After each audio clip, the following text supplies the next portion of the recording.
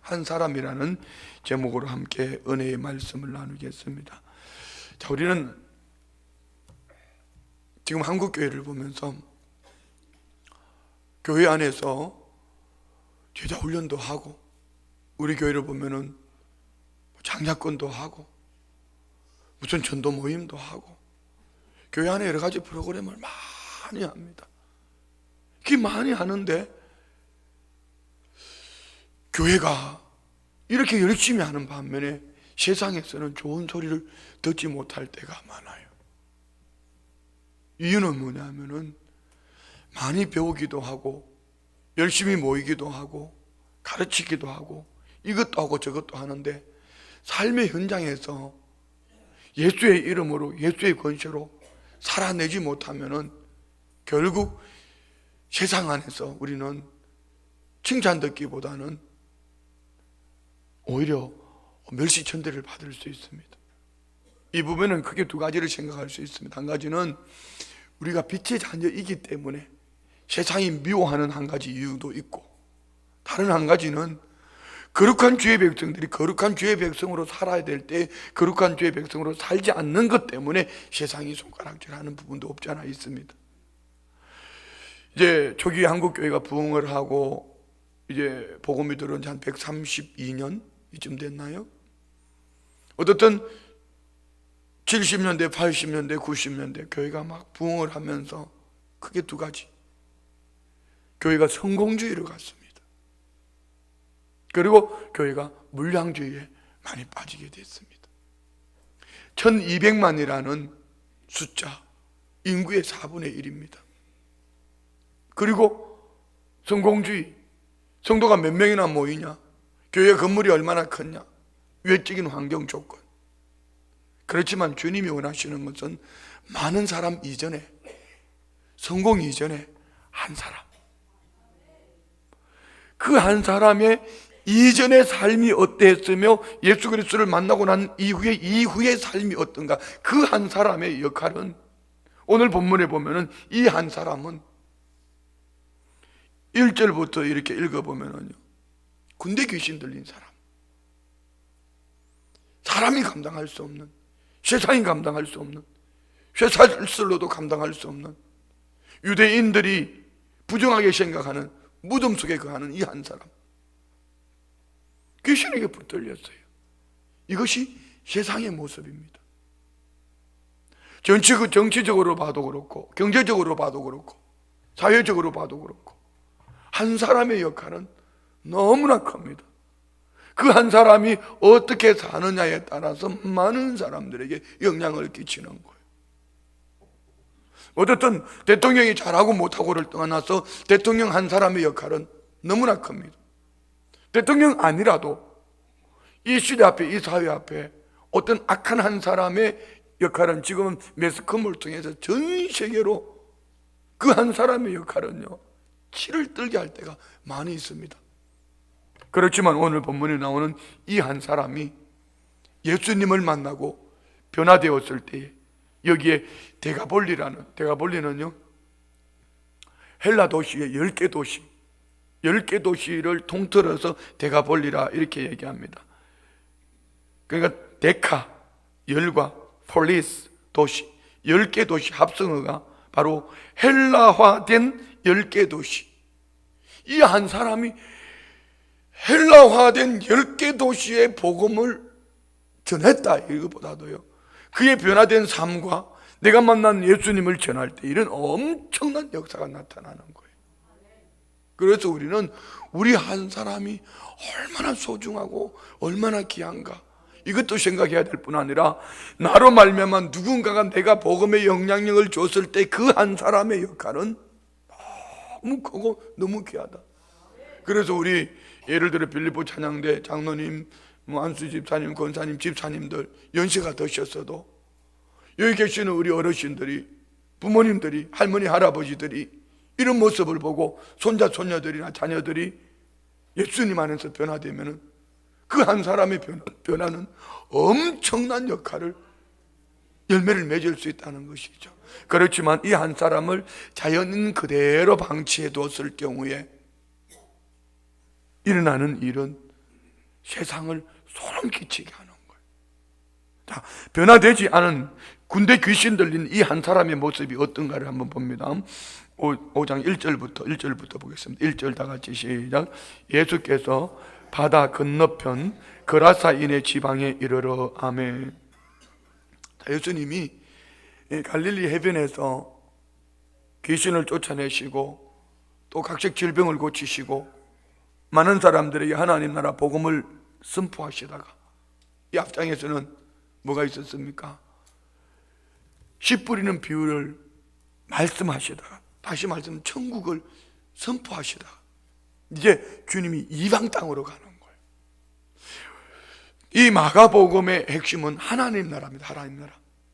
지금까지는 유대인에게만 있던 이 하나님 나라 복음이 예수님이 갈릴리를 넘어서 헬라 도시로 나아가는 이방인에게도 구원의 문이 열려지는 이런 모습들을 말씀을 하고 있습니다. 그런데 예수께서 바다 건너편 그라사인의 지방에 이르렀다. 이는 주님이 이미 지난주에 나눴던 말씀을 볼 때에 제자들에게 말씀합니다. 해가 저물어 갈 때에 저편으로 건너가자. 왜? 그 저편에는 이미 한 영혼이 귀신에게 붙들려서 많은 사람들에게 유익을 주는 게 아니라 많은 사람들에게 고통을 주고 있는 것을 주님이 보고 계셨다는 겁니다. 이 말씀 속에서 우리가 생각할 수 있는 것은 예수님은 우리가 믿든지 믿지 않든지 온 우주 만물을 통치하고 계신다는 것을 믿으시기 바랍니다. 유대 땅에 머물러 계시던 주님이 왜 제자들에게 해가 저물어 갈 때 배를 타고 강저편으로 건너가자 하셨을까? 강 건너편에는 바로 그라사인 지방에 어떤 사람이 있기에 2절 봅니다. 2절 시작. 배에서 나오심에 곧 더러운 귀신 들린 사람이 무덤 사이에서 나와 예수를 만나니라. 아멘. 예수님 배에서 내리실 때 거기 누가 있었다? 귀신 들린 사람. 그럼 귀신 들린 사람 앞에는 꼭 수식어가 붙어요. 어떤 수식어가 붙죠? 더러운 귀신. 그러면 여러분 이 더럽다 이것이 반대말이, 더러우면 반대말이 뭐죠? 깨끗하다, 정결하다. 그러면은 더러운 귀신 들린 사람과 정결한 사람의 차이는 무엇일까요? 그 중심에는요 수세미로 씻어 되는 게 아니고 뭐 좋은 옷을 입어서 되는 게 아니고 예수 그리스도입니다. 예수님이 없으면은 이는 더러운 귀신에 붙들려 있어요. 그렇지만 저와 우리는 외적으로는 좀 아름답지 못해도 외적으로는 조금 부족해 보여도 예수를 믿을 때 하나님이 보시는 가치관은 네가 거룩하니 너희도 거룩하라고 말씀하신 것처럼 거룩한 하나님의 자녀로 깨끗하게 보시는 거예요. 옆에 분부가 한 분 있어요. 이렇게 깨끗한 성도님이 어디 있냐고 한번 물어봐요. 참 감사한 것은 눈을 감고 계시다가도 인사할 때는 눈을 뻘떡 뜨는 거 참 신기하기도 하고 그래요. 그래 더러운 귀신이 또 들렸다. 더러운 귀신이 들렸다. 그리고 무덤 사이라 했습니다. 이 무덤은 유대인들은 부정하게 생각했어요. 여기에서 뭐 하고 있었죠? 3절에 보면은 그 사람은 무덤 사이에 거처하면서 이제는 아무도 그를 쇠사슬로도 맬 수 없겠다. 부정하게 여기는 그곳에서 쇠사슬, 이는 물리적인 방법입니다. 인간의 방법으로도 이 귀신 들린 사람을 어떻게 할 수가 없어요. 자, 그리고 4절 봅니다. 4절 시작. 이는 여러 번 고랑과 쇠사슬에 매였어도 쇠사슬을 끊고 고랑을 깨뜨렸음이라. 그래야 아무도 그를 제어할 힘이 없는지라. 아멘. 자, 이 말씀 속에서 우리가 한 가지 볼 수 있는 것이 있습니다. 귀신 들렸다, 쇠사슬을 묶으면 쇠사슬을 끊어버린다. 이것을요 지금 이 시대로 비유할 때 중독입니다. 중독. 알코올 중독, 도박 중독, 마약 중독. 이 중독은 끊을 수가 없어요. 참 이 부부 사이의 질병 중에 참 못된 병이 무슨 병인지 아세요? 부부 사이의 질병 중에 아주 못된 병. 한번 대답해 봐요. 의처증, 의부증. 이거는 정말 무서운 질병이에요. 어쨌든 있는 남편들 보면은요, 부인을 그렇게 괴롭혀요. 말로만 괴롭히는 게 아니라 악담을 해요. 그 하다 부족하면 이제 물리적으로까지 막 너무 괴롭혀요. 이 질병은 참 못된 질병이에요. 우리는 쉽게 질병이라 했지만 이거는 여러분 중독하고 똑같은 겁니다. 도박하는 사람들 보세요. 도박 못하게 하면은 나중에는 손목을 자르고, 손가락이 없는데 손목 가지고도 한다고 그러잖아. 그렇잖아요. 우리 할매들 중에 영감님 도박하는 것 때문에 고생해 보신 분 있나요? 가끔 우리 장로님 중에 한 분이 그런 말씀하실 때가 있어요. 요즘 장로님이 권사님 앞에 꼼짝도 못한대. 이유는 젊은 날에 휘황찬란했던 그날이 있기 때문에. 여기 계신 장로님들 말고, 여기는 뭐 조대현 장로님 말고는 뭐 그럴 분이 없잖아요.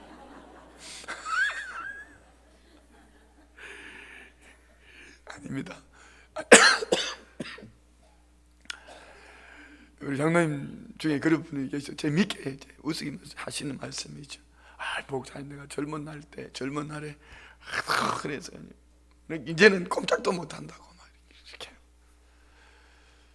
참 그 시대는 살아가시면서 참 힘든 시대였기 때문에 여러 방면에서 힘들게 했어요. 그렇죠? 그런데 이게 사람의 힘으로 되는 게 아니에요. 도박 중독이든지 알코올 중독이든지 뭐 마약 중독이든지, 중독은요 이렇게 무서운 거예요. 물리적인 방법으로 안 돼요. 정신병은요, 정신병원에 집어넣어 놓으면은요 진짜 정신병자 됩니다. 그 약으로요, 그 약 먹으면 사람이 나중에 좀, 표현이 용서하고 들어주세요, 사람이 좀 어벙해져요. 둘 중에 하나입니다. 그 약 먹는 사람들 보면은 자꾸 쪄가지고 사람이 잘 걷지도 못하게 점점 이렇게 되든지, 아니면 딱 말라가지고 아주 이렇게 둘 중에 하나로 변해요. 혹시 이제 그 약 때문에 힘들어 하시는 분이 있다면은 날마다 찬양해, 날마다 찬송 불러. 아멘 좀 하소. 날마다 찬송, 그냥 입술로 부르는 노래 말고 막 영어로 마음으로 찬양하면은요 떠나가요. 성경에도 있지 않습니까? 다윗이 수금을 탈 때 사울에게 들렸던 뭐가 들어갔다? 떠나갔다? 악신이 떠나갔다. 악신이 뭐죠? 바로 귀신이에요. 더러운 귀신이란 말이에요. 이는 사람의 방법으로 할 수 있는 게 아니에요. 이게 얼굴이 시커먼 분들은요 다 이유가 있어요. 그 속에 찬양이 없다고 생각하면 돼. 옆에 분 얼굴 한번 뚫어지게 한번 쳐다봐봐. 기분 나쁘도록 한번 쳐다봐. 제가 보니까 오늘은 다 얼굴이 훤해서 할 말도 없는데, 이 마음에 찬양이 있으면은요 행복해요. 행복한 차원이 아니라 우리가 복음성 가도 찬양이 언제나 넘치면 은혜로 얼굴이 환해요. 찬양이 넘치면 은혜로 얼굴이, 왜 어떻게 얼굴이 환하죠? 찬양 부르기 때문에요? 아닙니다. 이 속에 있던 찢기 같은 것, 세상적인 것, 무거운 것, 고통하는 이것이 다 떠나가는, 내 마음이, 속 사람이 강건해지는.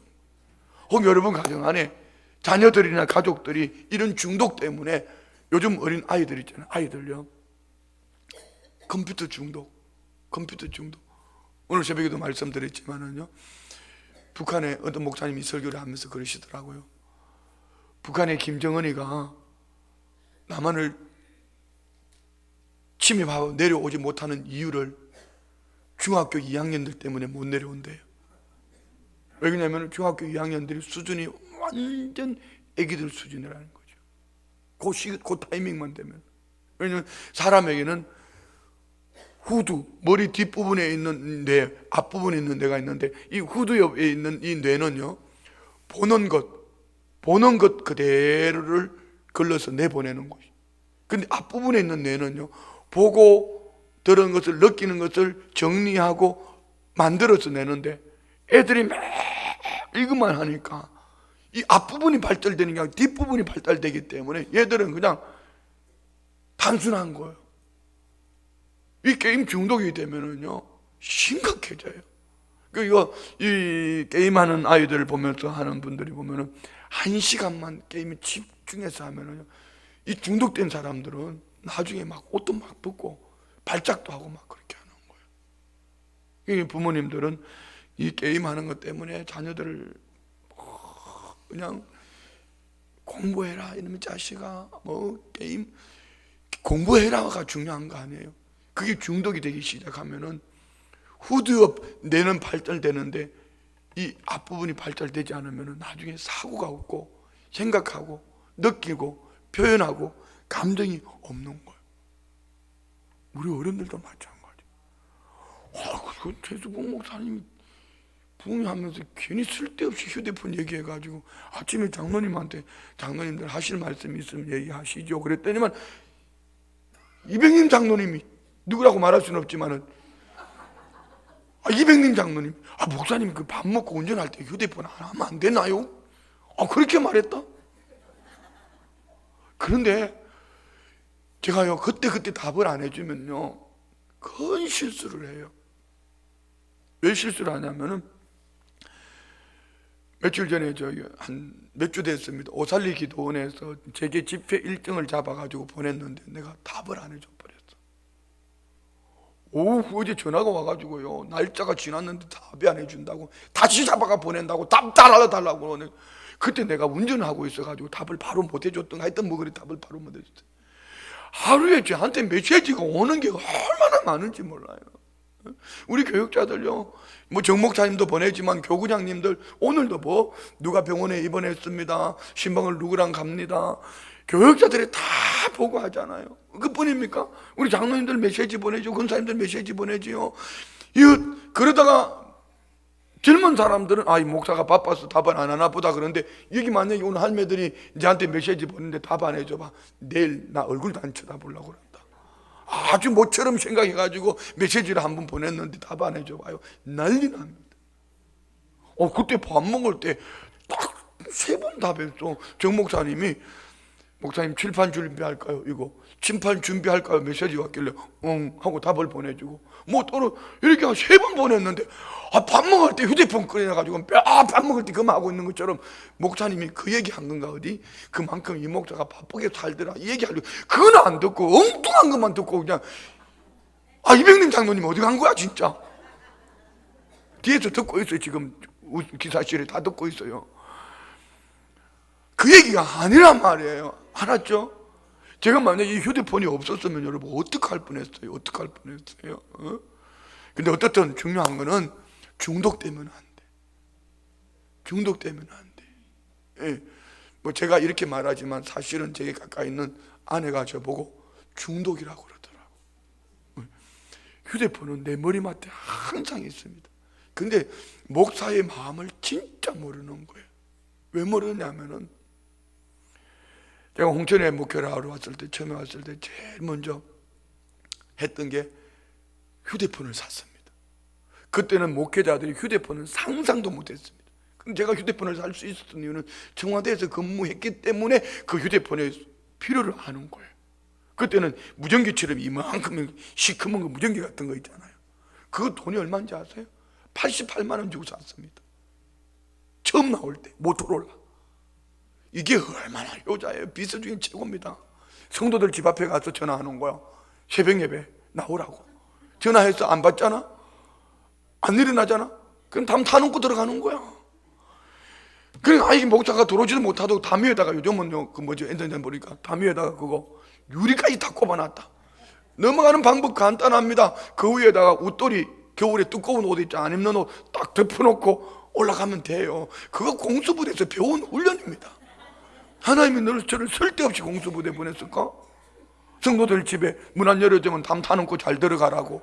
저는 그것뿐 아니에요. 차문 여는 거, 열쇠 따는 거 저 너무 잘합니다.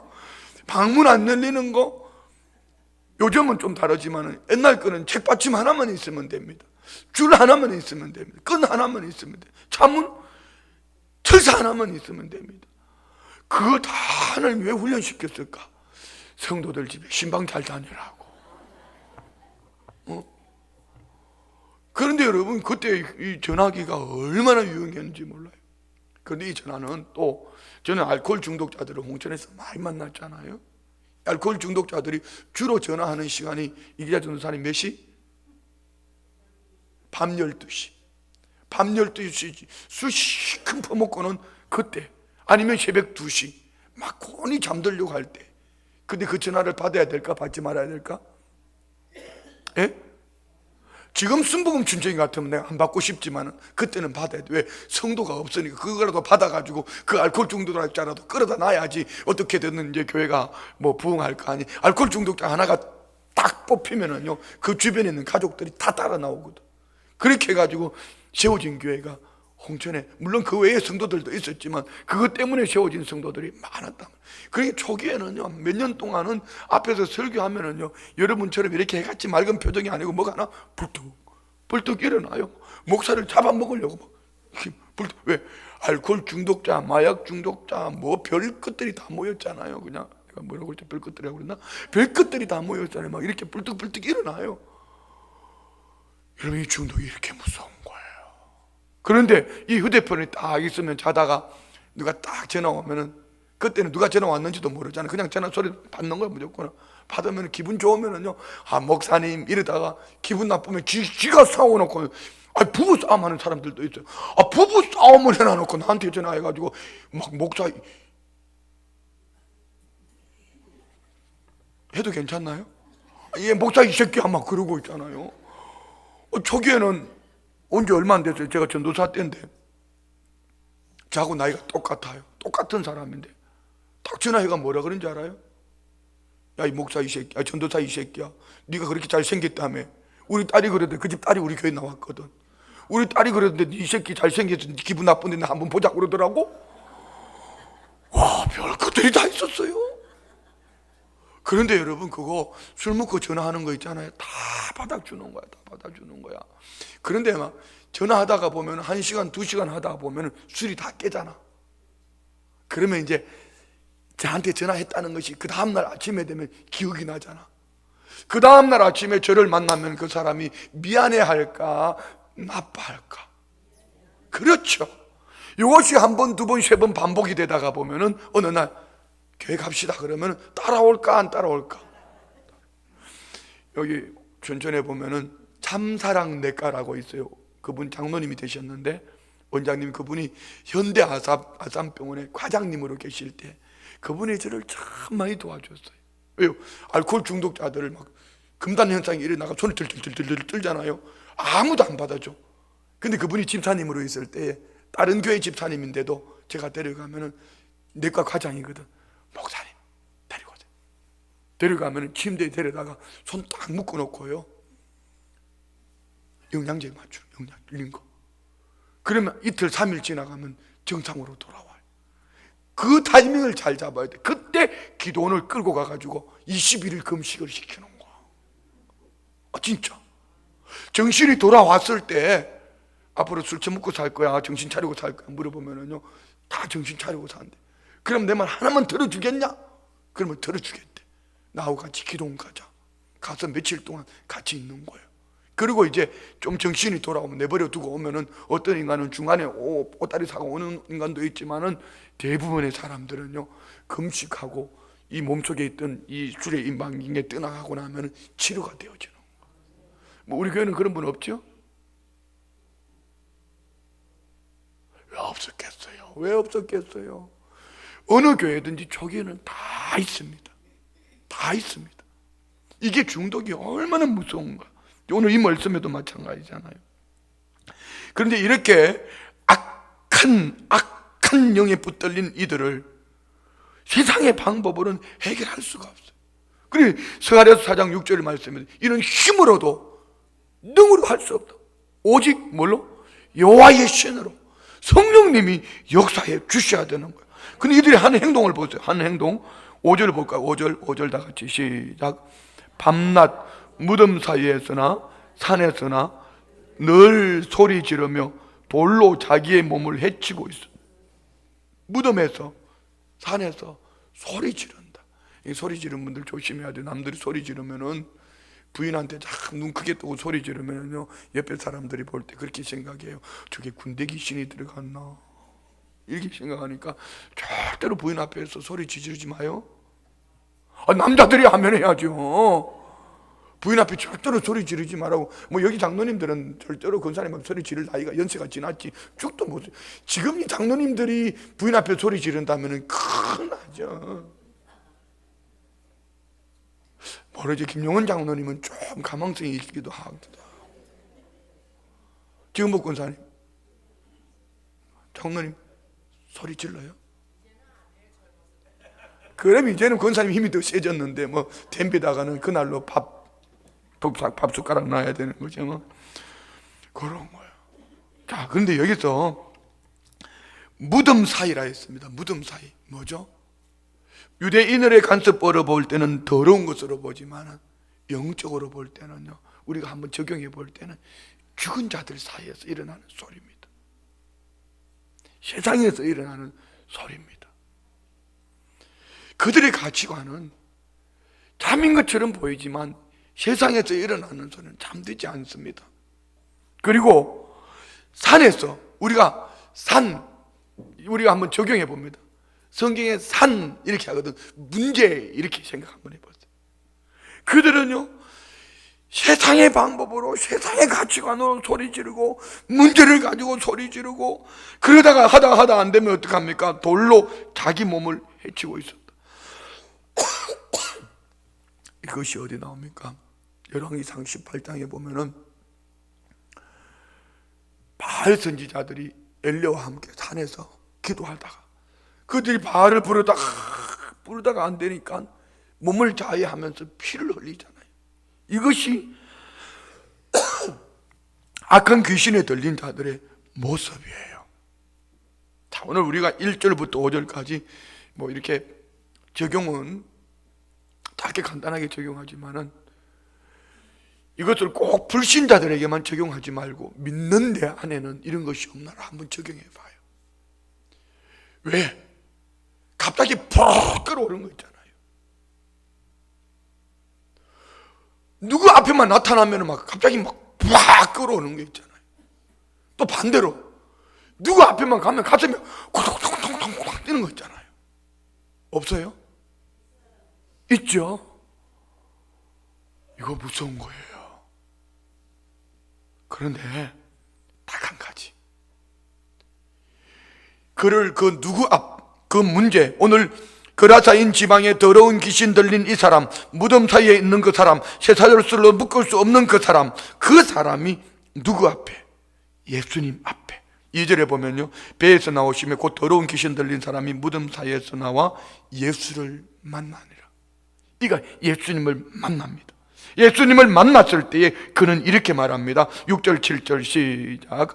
그가 멀리서 예수를 보고 달려와 절하며 큰 소리로 부르짖어 이르되 지극히 높으신 하나님의 아들 예수여, 나와 당신이 무슨 상관이 있나이까? 원하건대 하나님 앞에 맹세하고 나를 괴롭히지 마옵소서 하니, 어느 누구도 감당할 수 없던 이가, 더러운 귀신 들린 자가 예수님을 보고 멀리서 달려와 절을 했다.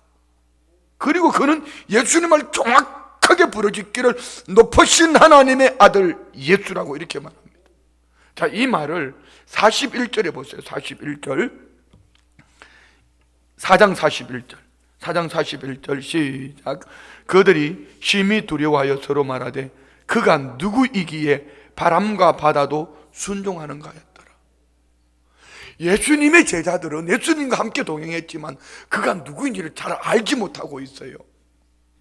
그러니까 도대체 그가 누구이기에 바람과 바다도 순종하는가? 그런데 이 더러운 귀신 들린 사람은 예수님을 정확하게 알고 있잖아. 자, 그러면은 제자들은 엉터리고 귀신 들린 사람은 참인가? 아니요, 여기에 믿음의 차이가 있습니다. 귀신 들린 사람하고 죄자들의 차이는, 여러분이 예수님에 대해 다 알고 믿습니까? 아브라함을 보면은 약속의 말씀을 쫓아가다 불순종하다가 순종하다 불순종하다 순종하다 불순종하다 순종하다 이렇게 하나님을 알아가는 거예요. 결국은 하나님이 그 안에 계시니 그 안에 계신 하나님이 아브라함을 아브라함 되게 만들어 주시는 거예요. 우리도 마찬가지예요. 도대체 예수님이 누구신데, 예수님이 어떤 분이기에 아침 저녁으로 밤낮 주야로 우리는 자꾸 교회 오라고 그러냐고, 뭐 이러면서 도대체 예수님이 누구시냐 이러면서 신앙생활하면서 예수님을 알아갑니다. 이게 우리 믿는 성도들의 모습이에요. 그런데 귀신은요, 예수님을 정확하게 알아봤어요. 아마 우리 교회 성도님들이 모두가 다 예수님이 하나님의 아들 메시아 구세주인 것을 우리 모든 성도님들이 다 그렇게 믿고 계시겠죠? 그러나 꼭 그렇다고 말할 수는 없어요. 왜요? 그냥 교회 오면 도덕적으로 좋대, 마음이 편해서 좋대, 교회 다니는 사람이 착해서 좋아, 교회 가면 교제할 수 있어 좋아, 뭐 미국 교회처럼 교회 가면 사람 만날 수 있어 좋아, 뭐 이런 차원일 수도 있습니다. 그런데 귀신은 정확하게 예수님을 하나님의 아들 예수라고. 그러면은 더 잘 아는 귀신은 왜 내 쫓김을 받고 제자들은 이렇게 불순종하고 불신앙으로 감에도 불구하고 주님이 끝까지 동행했을까? 차이는 한 가지입니다. 제자들은 아직 바른 신앙 고백은 없지만 그 안에 예수님의 생명이 있기 때문에 점점 시간이 지나가면서 그 안에서 예수님을 닮아가지만, 오늘 더러운 귀신 들린 이들은 예수님을 너무 잘 알았지만 예수님과 상관이 없는 자들이에요. 그래서 오늘 귀신도 이렇게 말하잖아요. 큰 소리로 부르짖어 이르되 지극히 높으신 하나님의 아들 예수여, 나와 당신이 무슨 상관이 있나이까? 원하건대 하나님 앞에 맹세하고 나를 괴롭히지 마옵소서. 자, 여기 또 한 가지 더 볼 수 있습니다. 예수의 영이 있으면 마귀 사탄은 두려워 떤다. 믿으시면 하면. 그 교회는요, 십자가의 신앙을 지식으로 아는 것, 부활 신앙을 지식으로 아는 것보다 더 중요한 것은 하나님의 영으로 충만해져 있어야 돼요. 할렐루야.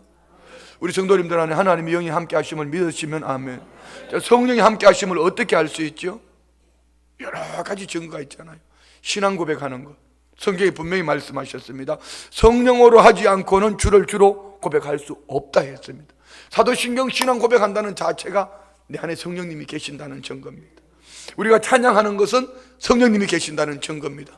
예수님을 말할 수 있는 것은 성령님이 함께 하신다는 증거입니다. 말한다는 차원을 넘어서 복음을 전할 수 있는 것 말입니다. 헌신하고 사랑하고 섬길 수 있는 것, 여러분 성령의 열매입니다. 성령님 내 안에 계신다는 증거입니다. 할렐루야. 우리 안에는 성령님이 함께 하시는 줄 믿습니다. 성령님이 함께 해주셔야 되지, 십자가 신앙을 지식으로, 부활 신앙을 지식으로 안다고 해서 변화되는 것은 아니다. 오늘 저와 우리 안에 성령의 충만함을 입을 때에 더러운 귀신은 한 길로 왔다 7길로 떠나가게 될 줄 믿습니다. 자, 8절부터 보면은요, 8절 9절 시작. 이는 예수께서 이미 그에게 이르시기를 더러운 귀신아 그 사람에게서 나오라 하셨습니다. 이에 물으시되 내 이름이 무엇이냐 이르되 내 이름은 군대니 우리가 많음이니이다.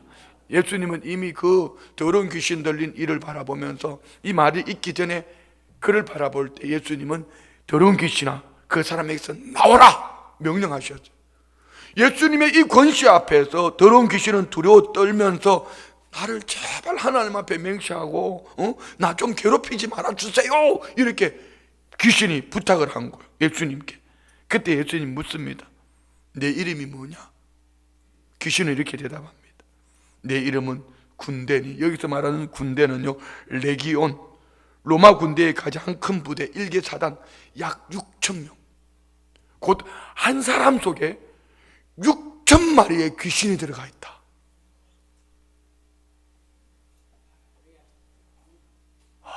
무섭지 않아요? 홍천에가 처음 와가지고 전도사 때 홍천에 처음 왔는데, 오, 덩치가요, 그분도 팔뚝이 이만하고 힘이 얼마나 센지 몰라요. 박영 전도사님은 아시는 몰라. 이병훈 집사라고. 그분 이거 녹음되면 다 나오는데, 이분이요 귀신이 들어가서 담임 목사님이 이 전도사 저 귀신이 들어간데 어떡하나. 그리고 사람을 꼭꼭 묶어놔서 철사줄로. 그래서 나도 귀신 들어가는 걸 뭐 제가 구경은 했지만 한 번도 내쫓아본 적도 없잖아. 그래가지고 그때 이기자 전도사가 왔던가? 이기자 전도사를 비롯한 신학교 동기생들 4명이 와가지고요, 저하고 5명이서 밤새도록 이 더러운 귀신아 떠나가라. 뭐 그냥 본 가락은 있으니까, 들은 가락은 있으니까 아무것도 모르고 이 더러운 귀신아 떠나가라. 그러고 막 이 갑자기 막 어떨 때는 막 얼굴이 헐크가 되었다가 혓바닥을 내밀었다가 눈깔이 막 충혈돼가지고 막 이렇게 됐다. 그런 눈깔입니다. 이렇게 됐다 막 저렇게 됐다 막 와 막 너무 무서운 거야. 그래서 막 계속 찬송하고 예수의 이름으로 떠나가라 막 그랬는데요, 한 새벽 4시쯤 되니까 뭐라 그런지 알아요? 이렇게 막 2개 나간다? 여기 6천 마리가 들어앉았는데 2개 나간대. 2개 나간대. 2개 나간다? 그러더라고. 그러고 참 놀라운 거는요, 2개 나간다 딱 하고 난 이후에 곧바로 나 같은 죄인 찬양을 하는데 얼굴이요, 그 헐크 같은 얼굴이 갑자기 천사 같은 얼굴로 바뀌는. 이야, 그렇구나. 목회를 시작하면서 하나님이 내게 훈련을 시킨 거죠. 성도들도 마찬가지예요. 남들한테 뭐 말할 거 없이 자기 자신이 아침에 딱 자고 일어나서 거울을 딱 쳐다봐. 거울을 쳐다보고 이 목사처럼 이렇게 말쑥하고 이쁘장하고 얼굴이 환하거든. 하나님의 은혜가 충만하고. 그런데 괜히 미운 사람이 자꾸 생각이 나고 얼굴이 시커멓띠띠하고 자꾸 욕이 나오려고 그러고 막 얼굴이 자기가 봐도 얼굴이 막 이상이고 그렇거든요. 거울을 딱 쳐다보고 자기 눈을 쳐다보면서 이렇게 이 더러운 귀신아 떠나가라! 그래도 안 되거든. 막 그 자리 거울 앞에서 죄에서 자유를 얻게 하면 이 귀신아 떠나가라! 막 이렇게 하는 거예요. 한번 해봐요. 그럼 남들이 미쳤다고 그럴 거예요. 그런 거 어떻든요, 저는 홍천에서 목회하면 그런 걸 너무 많이 봤어. 너무 많이. 근데 어떻든 한 사람 안에 6천 마리의 귀신이 들어갈 수 있다. 군대가 들어갈 수 있다. 이는 어떤 양적인 영적인 존재이기 때문에요, 양적인 게 아니에요. 6천 마리가 들어갈 수도 있고 한 마리가 들어갈 수도 있고, 말이라는 표현이 좀 어떤지는 모르지만은 뭐 들어갈 수 있다는 거예요. 여러분 안에 귀신 한 길로 왔다 7길로 떠나갈지어다. 할렐루야. 그리고 뭐라고 그러나 보세요. 10절부터 쭉 읽어 내려갑니다. 시작. 자기를 그 지방에서 내보내지 마시기를 간구하더니 마침 거기 돼지의 큰 떼가 산 곁에서 먹고 있는지라 이에 간구하여 이르되 우리를 돼지에게로 보내어 들어가게 하소서 하니. 아멘. 이 귀신 들린 사람이 귀신이 예수님께 기도했다. 이렇게 쫓아내지 말아달라고 그러더만은 돼지에게 들어가게 해달라고. 나는 이걸 보면서 그런 생각해 본 거죠. 예수님 참 좋으신 분이구나. 귀신의 소원도 들어주시네. 나 혼자 내가 복음이니까 잘못하면 큰일 납니다. 귀신의 소원도 들어주시는 예수님이라면 하물며 하나님의 자녀인 내 소원을 안 들어주시겠나, 이런 거죠. 그렇죠. 문제는 기도 안 하는 게 문제죠. 그렇잖아요. 이렇게 더러운 귀신의 소원도 들어주시는 주님이라면은 우리 자녀의 소원 안 들어주시겠냐. 마태복음 7장 7절로 11절에 구하고 찾고 두드린 자에게 좋은 것, 누가복음 11장에 좋은 것 성령을 선물로 주신다고 그랬어요. 우리 구하고 찾고 두드리는 가운데에 회복되어지기를 축원드립니다. 할렐루야. 자, 13절 14절 시작. 허락하신데 더러운 귀신들이 나와서 돼지에게로 들어가매 그의 2,000마리 되는 떼가 바다를 향하여 비탈로 내리다라 바다의 몰사근을 치던 자들이 도망하여 읍내와 여러 마을에 말하니 사람들이 어떻게 되었는지를 보러 왔어. 하면 크게 두 가지를 볼 수 있습니다. 한 가지는 이 귀신이 돼지 떼에게 들어가서 돼지 떼가 비탈길로 다 내리쳐서 몰사했다. 이는 마지막 때에 있을 한 징조를 보여줍니다. 사탄이 아무리 강해도, 마귀 사탄이 아무리 괴롭혀도 이 마귀 사탄은 마지막에 이렇게 결론은 이렇게 끝난다. 아멘. 또 다른 한 가지는요, 여기에 밑에 이 사람들을 보면 알 수 있지만은 우리 신앙의 대가를 치를 수 있기를 축복합니다. 구원은 은혜로 받는 거예요.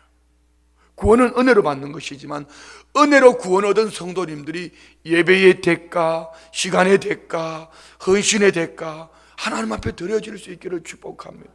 하물며 이 한 영혼을 위해서 주님이 2,000마리 돼지, 그 당시에 여러분 유대인들은 돼지를 부정하게 봤지만 로마인들은요, 이 돼지는요 귀족들이나 먹을 수 있는 것. 그래서 헬라인들이 바라보는 이 돼지는 너무 귀한 거예요. 한번 계산해 보세요. 한 마리 돼지 한 마리에 예를 들어서 50만 원이라고 생각하고, 뭐 50만 원 하는지 아닌지 모르겠어요. 50만 원이라고 생각하고 2,000마리를 한번 계산해 보라고. 얼마나 큰 돈이에요. 근데 주님은 이 한 영혼을 성경에 뭐라고 그랬죠? 천하보다 귀하다고. 우리 자신을 존재를 알아야 돼. 응? 옆에 분 보고 한번 축복해요. 성도님은 천하보다 귀하신 분이라고. 시작.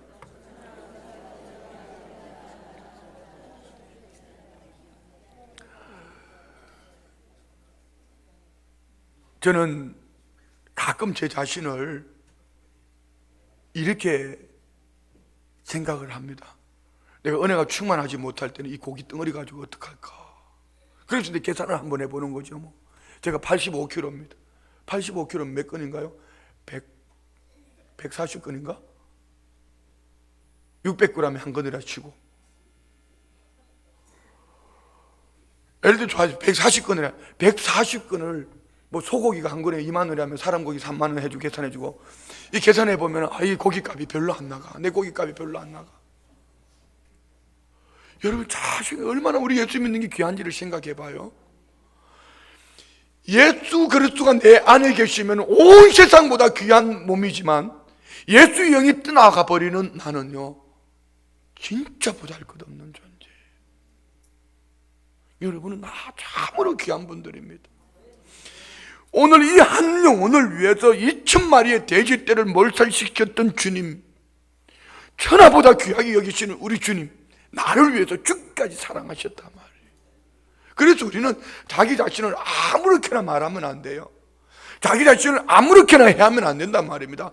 이 자살은 안 돼요. 자기 자신을 자학하는 것도 안 돼요. 말로도 가끔 그런 분들 있잖아요. 머리를 콱 찌면 이 맹추야. 자기 자신 보고. 그럼 맹추되면 어디가 좋겠다. 계속 맹추되고 살아보지. 자기 자신을 축복해요. 따라해봐요. 나는 보배롭고 존귀한 자다. 누가 보실 때? 우리 주님이. 너는 내 것이라. 내가 너를 특정하여 불렀나니 너는 내게 보배롭고 내게 존귀한 자라. 하나님이 존귀한 자라 여겨주셨는데 왜 자기 매너리즘에 빠져가지고 우울증에 걸려서 자기 스스로 죽겠다 그러고 못 살겠다 그러고 자꾸 자기 자신을 저주하고 못살 인간아, 이 맹추야, 뭐 돌덩이야. 그 돌덩이가 되면 좋겠다. 머리가 무거워가지고 목 디스크 걸리게. 우리는 우리 자신을 축복할 수 있기를 축복합니다. 나는 복 있는 사람이다. 나는 보배롭고 존귀한 자다. 할렐루야. 이런 축복을 가지고 있어야 되잖아요. 그렇지 않아요? 오늘 예수님은 이 한 사람을 위해서요, 배 타고 헬라 지방까지 왔지만 이 한 사람을 위해서 2,000마리의 돼지 떼도 몰살시키시는 주님의 사랑. 하물며 그러면 우리는 어땠을까? 자, 넘어갑니다. 15절부터 봅니다. 15절부터 시작. 예수께 이르러 그 귀신 들렸던 자 곧 군대 귀신 집혔던 자가 옷을 입고 정신이 온전하여 앉은 것을 보고 두려워하더라. 아멘. 자, 우리 신앙은요 절대로 두려워하면 안 됩니다. 자, 이들이 왜 두려워했을까요? 예수님의 권세 앞에 두려워했지만 이 두려움에 뭐가 있어야 될까? 공경이 있어야 돼. 이것이 여호와를 경외하는 거예요. 율법은 우리에게 두려움을 가져다 줍니다. 이번에 장로님들 모임을 하다가 보니까 장로님 한 분이 그런 얘기를 하시더라고요. 목사님이 처음에 오셔가지고 너무 강하게 하시고 막 그렇게 하시니까 사실은 걱정이 됐다고. 왜? 너무 막 그러시니까. 근데 요즘은 너무 좋다는 거, 부드럽고. 난 장로님 좋다니까 난 좋은 거야. 근데 제가 돌아봅니다. 제가 왜 그랬을까? 이유합니다. 제가 홍천에 있을 때 원래 그렇게 소리 질렀던 사람 아닙니다. 초창기는 몰라도. 이유는요, 내 기대치가 너무 컸던 것 같아요.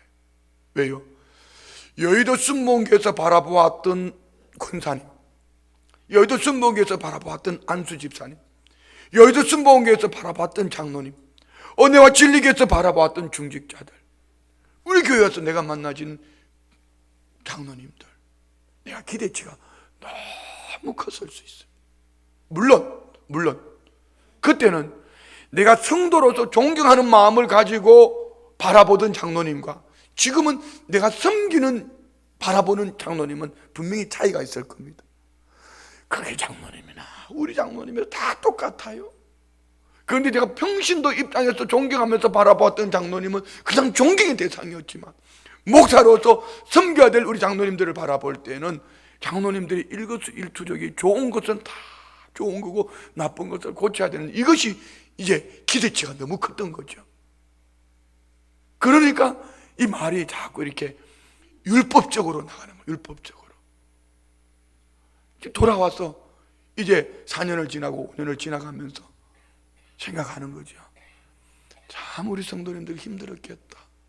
아이 젊은 게 와가지고 어르신들 앞에서 매콩 내라 매주 내라, 뭐지 머리에 가발을 왜 썼냐, 뭐 손을 머리에 얹어보니까 가발인지 아닌지 다 알겠더라, 뭐부터 시작을 해가지고 뭐 속속들이, 또 눈치도 빠르잖아요. 얼마나 빨라요. 속속들이 다 보고 있으니까 얼마나 힘들었을까. 근데 이제는 괜찮아요. 걱정하지 마시고, 주무시고 싶으면 주무시고, 뭐 주무셔도 소리 절대로 안 지르니까. 근데 기대치가 저도 웬만큼 같이 조정이 됐으니까 피차간에 성도님들도 저한테 기대치가 얼마나 컸을까요? 그렇잖아요. 야, 젊은 목사가 와서 이렇게 해줄 거야, 저렇게 해줄 거야. 근데 와 보니까 왠지 기차 불통 삶아 먹은 게 하나 왔네. 그러니까 버스만 타면은 야 큰일 났다, 그거 젊은 목사 그거 버스만 타면은 할배들이 욕하는 거, 할배들은 욕 안 했다고 그러더라. 할매들이 그 인간 그거 왜 그렇게 소리 지르냐 뭐 이러면서 막 큰일 났다, 우리 신앙생활 어떡하냐. 그래가지고 일찍이 보따리 산 사람들은 엄청 손해 본 거야. 보따리 사가 다른 동네로 간 사람들은 엄청 손해 본 거야. 어떻게 할매들 괜찮아요? 요즘 목사 괜찮아요? 아멘이 별로 안 커. 별로 안 커. 그래요. 그때는 피차간에 그랬던 것 같아요. 자, 우리가 살아가면서 율법으로 두려워하지 말고, 율법에 하나님의 은혜가 더하여져서 여호와를 경외함으로, 두려움은요, 여기서 말하는 이 두려움, 무서움 이런 차원 말고요, 공경에서 나오는 두려움 있잖아요. 베드로가 예수님 말씀하신 대로 깊은 데 가서 그물을 내릴 때 2배 잡히는 고기를 잡고 주님 발 앞에 무릎을 꿇고 주여 나는 죄인이로소다 나를 떠나소서. 이는요 공경에서 나오는 두려움이에요. 정말 주님이 떠나가라는 얘기 아닙니다. 왜? 주님은 죄인을 부르러 오셨으니까.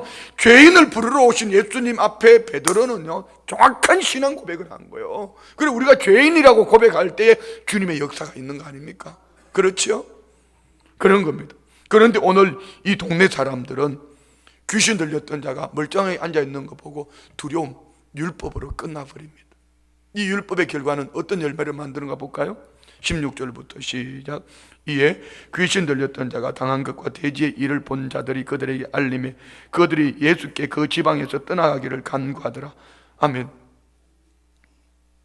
율법 신앙은요 이렇게 자꾸 계산을 해가지고 내게 맞으면은 들어오고 안 맞으면 보내고, 율법 신앙은 이렇게 무서운 거예요. 계산하는 거예요. 우리는 율법이 필요 없다는 얘기 아닙니다. 율법은 한 잣대가 되어서 그 은혜 속에 달려갈 수 있기를 축복하며, 만약에 이 돼지떼의 주인 동네 사람들이 정말 하나님 아버지의 마음을 알았더라면 2,000마리 돼지떼가 아니라 이보다 더 큰 것을 희생해서라도 한 영혼이 구원 얻는 일에 쓰임 받아야지. 아멘. 우리 교회 표 아닙니까? 성시와 우리가 해야지요. 한국교회 누가 해요? 우리 교회가 해야지. 선교 누가 해요? 우리가 해야지. 우리가 해야지. 할렐루야. 군선교, 진중세례식 우리가 해야지. 우리가 해야지. 이것을 계산하고 이렇게 하면은요 나중에 율법이 되고 주님하고 아무 상관없는 교회가 됩니다. 한국교회 어쩌면 한 부분일 수도 있습니다. 자 보세요. 18절 시작. 예수께서 배에 오르실 때 귀신 들렸던 사람이 함께 있기를 간구하였으나, 자 이겁니다. 이거 오늘 성도는 예수님을 만나고 체험되어지는 성도, 체험하지 못했어도 예수 그리스도를 모셔드린 성도의 삶의 근간은 어떻게 하든 예수님과 함께 있는 것이 즐거운 거예요. 예배가 드리고 싶고, 찬양을 부르고 싶고, 주의 백성들을 만나고 싶고, 구역 예배를 드리고 싶고, 목사가 좋고, 전도사님이 좋고, 쉰소리 해도 그 사람이 좋고. 왜? 성도니까. 왜? 그 안에 예수님의 영이 있거든. 하나님이 함께 하시고. 그래야 되는 거예요. 우리 성도님들은 정말 예수 믿는 성도들을 만나면 반갑기를 축복합니다. 오늘 아침에도 제가 요즘 이제 새벽에 장로님들하고 모임을 하고 만나고 나면은 이틀 동안은 전도 대상자 집에 가서 콩나물 해장국을 먹었습니다. 콩나물 해장국을 이틀 먹고 나면 이상철 전도사님이 목사님 오늘은 좀 다른 데 가면 안 되냐고. 이틀 콩나물 해장국 먹고 나는 오늘 또 거기 가려고 그랬거든. 그 또 이상철 전도사님이 청을 드렸잖아요. 그래서 옛날 교회 동성교회 있던 그 자리 건너편에 보면은 소양성결교회 권사님이 하시는 식당이 있어요. 사또라는 해장국집. 거기를 오늘 갔잖아요. 그 권사님은요, 나만 만나면 자기 교회 목사도 아닌데 어쩌면은 손을 잡고 목사님 더 젊어졌어, 목사님 이러면서 남의 교회 목사를 할매가 손을 잡고 나는 자꾸.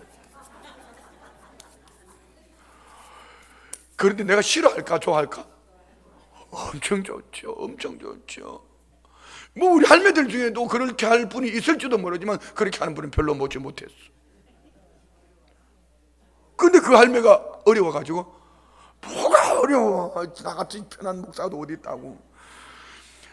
아니, 그런데 그 권사님하고 나하고 무슨 상관이 있냐고요. 딱 한 가지입니다. 그분도 예수님 안에 계시는 분이고, 나도 예수님 안에 있는 목사고, 예수님 안에 있는 남의 교회 권사님, 예수님 안에 있는 목사 만나면 반가운 거예요. 그분이 나를 알면은 절대로 안 반가워할 거야.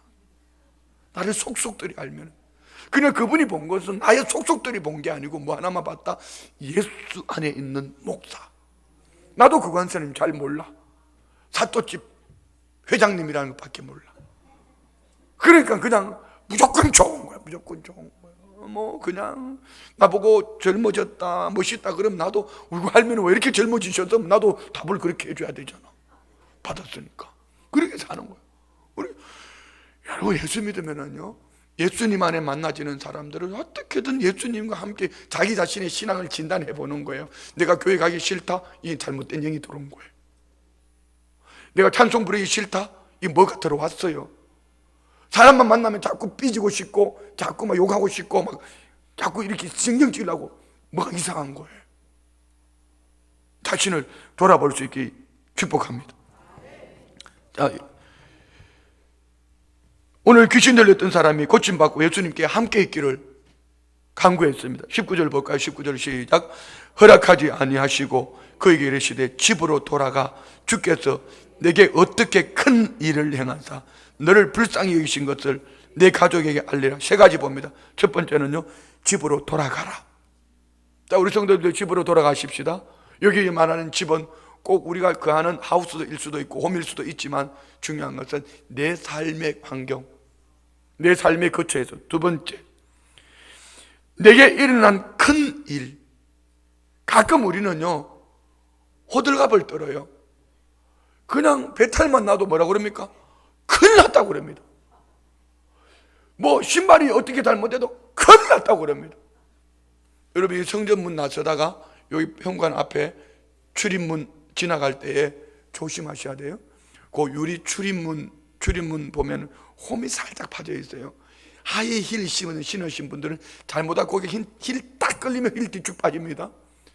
제가 그걸 좀 이게 하라고 그랬는데 아직까지 안 해놨어.